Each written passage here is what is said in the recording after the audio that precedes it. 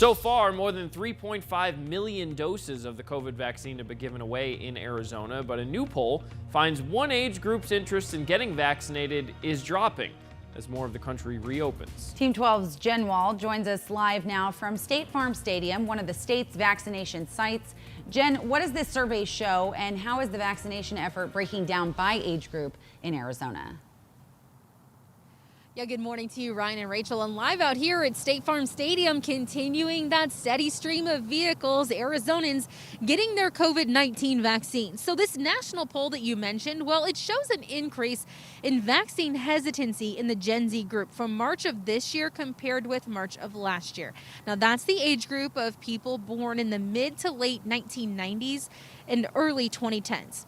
So the poll conducted by NBCLX and Morning Consult shows 26% of Gen Z adults said they will not get the vaccine. Now, that's up from last March when only 5% said they would not.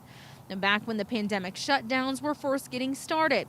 One expert cited in the poll says this might be because younger adults feel they're protected against COVID-19, since the focus has largely been on older adults. But that expert also says that's just not the case. We know any age group can get the virus. So here in Arizona, the State Department of Health Services tracks the coronavirus vaccine by age group.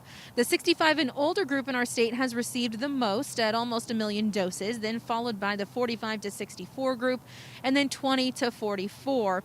And 19 and younger make up the smallest group to receive the COVID vaccine so far. But remember, those younger age groups getting fewer doses so far, keep in mind, vaccine availability has only been widely open for those younger groups for a couple of weeks now in Arizona. So, they haven't quite had the opportunities as the 65 and plus has. Now, it's also important to remember that right now, young adults without certain health conditions are not eligible for COVID-19 vaccines in most states. So this is also happening nationwide. And we recently heard from President Biden that he announced that he's going to be opening vaccine eligibility to all adults nationwide by May 1st. So that is the next goal there. So stay with 12 News as we continue to follow this trend as the COVID-19 vaccine becomes more widely available for people nationwide. Camera live in Glendale, Jen Wahl, Today in AZ.